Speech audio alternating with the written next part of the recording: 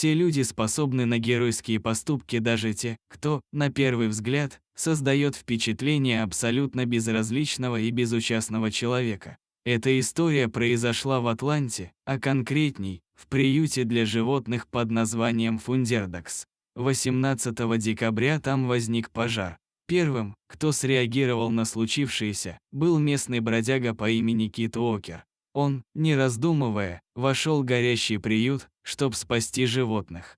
Мужчина лишился своего дома еще 40 лет назад и поселился на улице. Ему удавалось немного подзаработать, чтобы накормить себя и свою собаку, но вот на аренду жилья никогда не хватало. Но он никогда не унывал. Зато он смог договориться с местным приютом, что Браво будет проводить у них каждую ночь. Во время пожара мужчина оказался неподалеку, так как шел за своим псом, что выгулить его в вечернее время.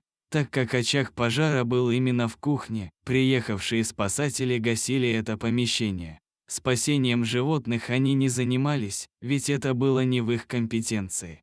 За животных отвечает специальная служба. Поэтому пожарные не стали выносить из пылающего здания животных, чтобы их не оштрафовали.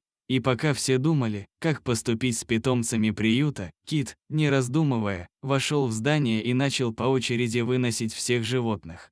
Да, его одолевал сильный страх, но жалость к братьям нашим меньшим пересилила все остальные эмоции. Благодаря мужеству Кита, все животные остались живы. Временно, пока ремонтируется приют, их перевели в другое здание. Сам приют является социальным проектом города, где работают с трудными подростками, людьми, страдающими разными психическими расстройствами и людьми, отбывающими тюремный срок.